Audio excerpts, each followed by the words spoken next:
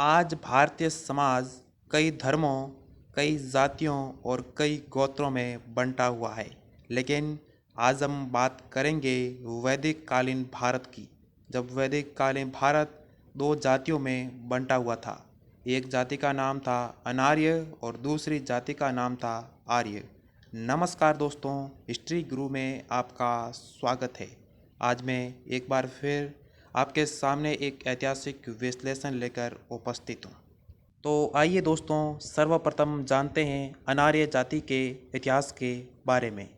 यूरोपीय विद्वानों के मतानुसार हिंदुस्तान की सबसे प्राचीन निवासी जाति अनार्य है। उनका मानना है कि इन अनार्य जातियों में से कोल जाति सबसे अधिक प्राचीन है। ये लोग पहले उत्तरी व मध्य भारत की पहाड़ियों में निवास करते थे। पेड़ों की खोखरों व पहाड़ी गुफाओं में उनका निवास था। ये लोग जंगली फल फूल व शिकार करके पशुओं का मांस खाकर जीवन निर्वाह करते थे। इनके हथियार पत्थर और हड्डियों के होते थे। इन्हें खेती करना नहीं आता था। भारतीय विद्वानों के मतानुसार अनार्यों का भारत में निवास करना असत्य नहीं है। उनका रहन सहन भी यूरोपीय मतानुसार था। उनका भोजन पशुओं का मांस व जंगली कंदमूल फल था। ये लोग आलसी प्रवृत्ति के थे और भविष्य की ओर से निश्चिंत रहते थे। ये आज भी भारतवर्ष में पाए जाते हैं। इनकी मुख्य शाखा भील और संथाल है, जो राजमहल की पहाड़ियों, छोटा नागपुर और उड़ीसा में निवास करते हैं। ये लोग मुंडा भाषा का प्रयोग करते थे, जो अति प्राचीन भाषा है। कुछ काल व्यतीत होने पर एक अन्य अनार्य जाति के लोग भारत में आए। ऐसा प्रतीत होता है कि इस जाति के लोग दक्षिणी ओर से भारत में आए, जो द्राविड़ कहलाते थे। द्राविड़ लोगों ने कोलों को परास्त कर पहाड़ों की ओर जंगलों से भगा दिया और खुद मैदानी भागों में बस गए। ये लोग खेती और व्यापार करते थे और नगरों व गांवों में बसते थे। सूती वस्त्र पहनते, स्वर्ण आभूषणों से श्रृंगार करते और तांबे के हथियार का प्रयोग करते। ये लोग भूमि, वृक्ष, सर्प आदि की पूजा करते और देवताओं से डरते। इनकी मुख्य शाखा खांड व गोंड थी। ये लोग कम से कम 14 प्रकार की भाषा बोलते, जिनमें से तमिल, तेलंगी, कर्नाटकी, मलयाली और गोंडी भाषा अधिक प्रसिद्ध है। कोल और द्रविड़ों के अलावा एक और अनार्य जाति भारतवर्ष में आई। ये घुमक्कड़ लोग थे, सारागाह की तलाश में भारत की ओर आए। यह अनार्य जाति मंगोल कहलाती थी। इस जाति के लोग सीनी, तातार और मंगोलिया के आदिम निवासी थे। भारत के उत्तर पूर्व की ओर ब्रह्मपुत्र की घाटी से होते हुए ये लोग भारतवर्ष में आए और आसाम, बंगाल आदि सूबों में बस गए। इनके साथ के कुछ लोग मंगोल, तिब्बत और बांग्लादेश की ओर चले गए। मंगोल जाति के लोग डील डोल में पुष्ट, नाटे, चपटी नाक वाले, चौड़े माथों के लिए, तिरछी व छोटी आंखों वाले होते थे। इनकी त्वचा का रंग पीला होता था। मंगोल जाति कोल और द्रविड़ की अपेक्षा अधिक बलवान और बर्बर थी।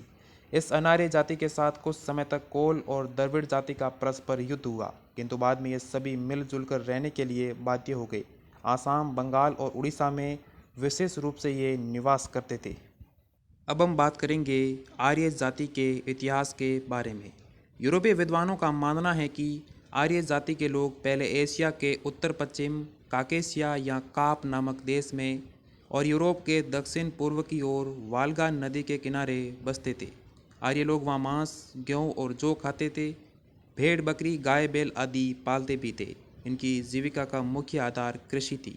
सूत काटना, कपड़ा बनाना, कांसे के हथियार बनाने की कला वे जानते थे। उनका रंग गोरा, सिर ऊंचा, शरीर सुंदर और बलिष्ठ था।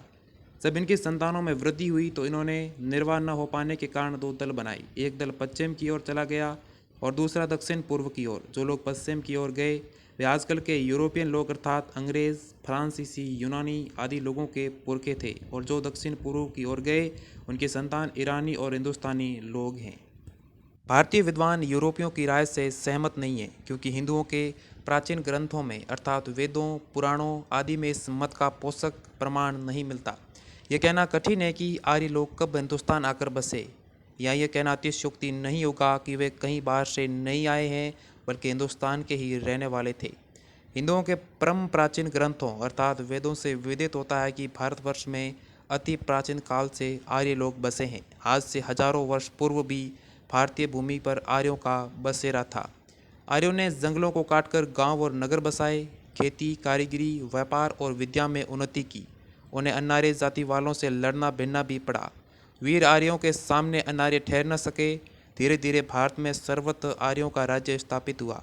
यह उस समय की बात है जब विश्व के मानचित्र में भारतवर्ष का अस्तित्व तो था, लेकिन नामकरण नहीं हुआ था।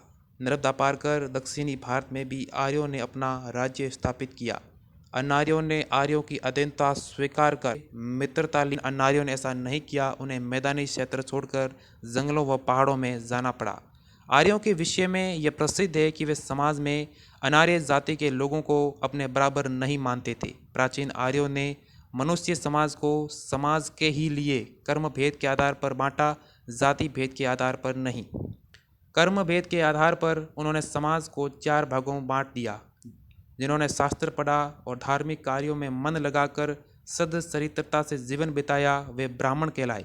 जिन लोगों ने अनार्य जाति के शत्रुओं को हराकर देश की रक्षा की और राज्य किया वे क्षत्रिय कहलाए। खेती, व्यापार आदि करने वाले वैश्य के नाम से प्रसिद्ध हुए और अंतिम श्रेणी शूद्रों की बनी जो सेवा कार्य करते थे। इस प्रकार 4 वर्ण बनाए गए, किंतु हमें शूद्र वर्ग को अनार्य समझने की भूल नहीं करनी चाहिए। वेदों में ब्राह्मण आदि के साथ ही शूद्रों की उत्पत्ति लिखी है। मनु ने भी आर्यों के चातुर्वर्ण्य में उनकी स्थापना की थी, अतः यह कहना सत्य है कि शूद्र वर्ण भी आर्य थे। तो दोस्तों, आज के लिए इतना ही। अगर आपको ये जानकारी अच्छी लगी हो तो हमारी वीडियो को लाइक करना और चैनल को सब्सक्राइब करना बिल्कुल ना भूलें।